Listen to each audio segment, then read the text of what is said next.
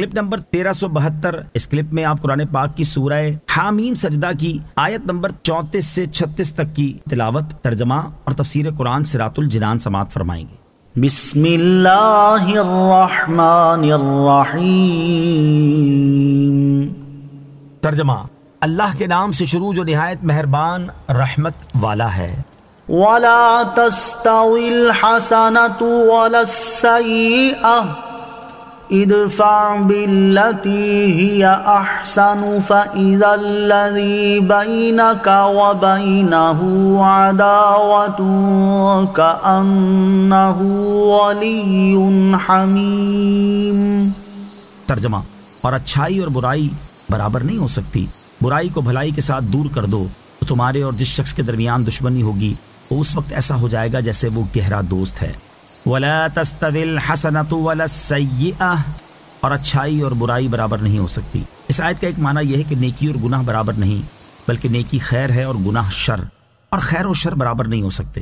دوسرا معنی یہ ہے کہ نیکوں کے مراتب برابر نہیں، بلکہ بعض نیکیاں دوسری نیکیوں سے اعلیٰ ہیں۔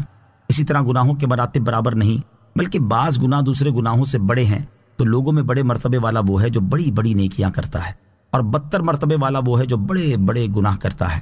آیت وَلَا تَسْتَوِي الْحَسَنَةُ وَلَا السَّيِّئَةُ سے حاصل ہونے والی معلومات۔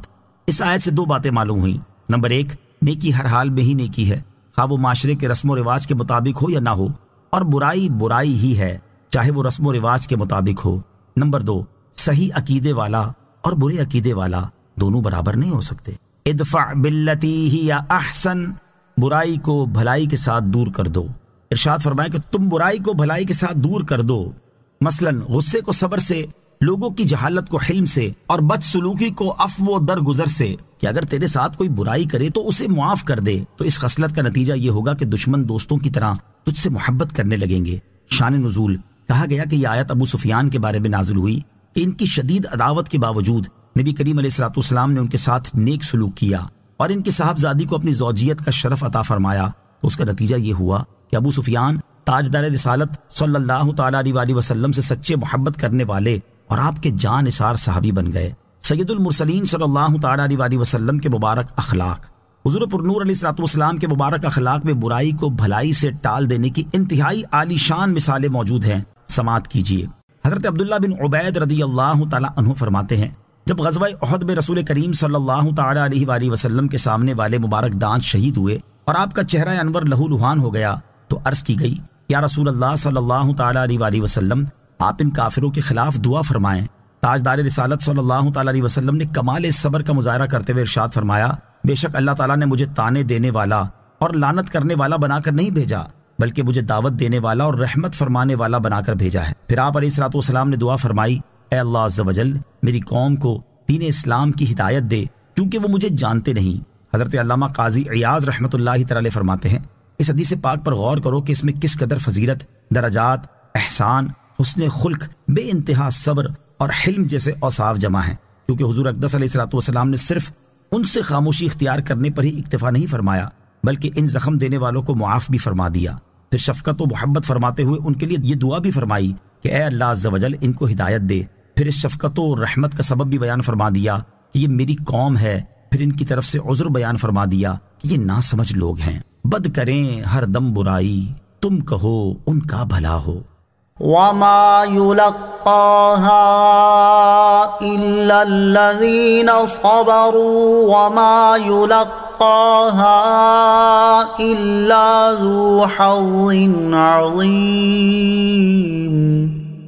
ترجمہ، اور یہ دولت صبر کرنے والوں کو ہی ملتی ہے، اور یہ دولت بڑے نصیب والے کو ہی ملتی ہے۔ وَمَا يُلَقَّاهَا إِلَّا الَّذِينَ صَبَرُوا، اور یہ دولت صبر کرنے والوں کو ہی ملتی ہے، یعنی برائیوں کو بھلائیوں سے ٹال دینے جیسی عظیم خصلت کی دولت ان لوگوں کو ہی ملتی ہے جو تکلیفوں اور مصیبتوں وغیرہ پر صبر کرتے ہیں، اور یہ دولت اسے ہی ملتی ہے جو بڑے نصیب والا ہے۔ اچھے اخلاق والا ہونا بہت بڑی نعمت ہے۔ اس آیت سے معلوم ہوا کہ اچھے اخلاق والا ہونا اللہ تعالیٰ کی بہت بڑی نعمت ہے، اس لیے ہر ایک کو چاہیے کہ وہ اچھے اخلاق اپنانے کی کوشش کرے۔ ترغیب کے لیے یہاں اچھے اخلاق کے 4 فضائل سماعت کیجیے۔ نمبر 1، ابو داؤد شریف کی حدیث ہے، حضرت ابو ہریرہ رضی اللہ تعالی عنہ سے روایت ہے، نبی اکرم صلی اللہ تعالی علیہ وآلہ وسلم نے ارشاد فرمایا، مومنوں میں زیادہ کامل ایمان والا وہ ہے جو اخلاق کے اعتبار سے ان میں سب سے اچھا ہے۔ نمبر 2، حضرت اسامہ بن شریک رضی اللہ تعالیٰ عنہ فرماتے ہیں رسول کریم صلی اللہ تعالیٰ علیہ وسلم منا کی مسجد میں تھے تو ان کے پاس کچھ دیہاتی لوگ آئے اور انہوں نے عرض کی انسان کو عطا کی جانے والی بہترین چیز کون سی ہے؟ ارشاد فرمایا اچھا خلق۔ نمبر 3، حضرت ابو ہریرہ رضی اللہ تعالیٰ عنہ سے روایت ہے سرکار دو عالم صلی اللہ تعالیٰ علیہ وسلم نے ارشاد فرمایا اچھا خلق خطا کو اس طرح مٹا دیتا ہے جیسے سورج جمے ہوئے پانی کو پگھلا کر اس کا جمنا ختم کر دیتا ہے۔ نمبر 4، حضرت انس رضی اللہ تعالیٰ عنہ سے روایت ہے سید المرسلین صلی اللہ تعالیٰ علیہ وسلم نے ارشاد فرمایا اللہ کریم نے جس شخص کی صورت اور اخلاق کو اچھا بنایا اور اسے اسلام قبول کرنے کی توفیق دی اسے وہ جنت میں داخل فرما دے گا۔ اللہ کریم مسلمانوں کو اچھے اخلاق والا اور باعمل بننے کی توفیق عطا فرمائے، آمین۔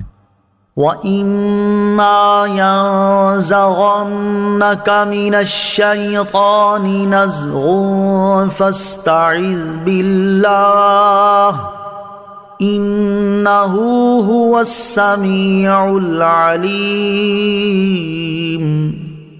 ترجمہ، اور اگر تجھے شیطان کی طرف سے کوئی وسوسہ آئے تو اللہ کی پناہ مانگو، بے شک وہی سننے والا جاننے والا ہے۔ وَإِمَّا يَنزَغَنَّكَ مِنَ الشَّيْطَانِ نَزْغٌ، اور اگر تجھے شیطان کی طرف سے کوئی وسوسہ آئے، یعنی اے انسان اگر شیطان تجھے برائیوں پر ابھارے اور اس نیک خصلت سے اور اس کے علاوہ اور نیکیوں سے منحرف کرنے کی کوشش کرے تو اس کے شر سے اللہ کریم کی پناہ مانگ اور اپنی نیکیوں پر قائم رہ اور شیطان کی راہ اختیار نہ کر، اللہ کریم تیری مدد فرمائے گا، بے شک وہی تمہارے پناہ طلب کرنے کو سننے والا اور تمہارے احوال کو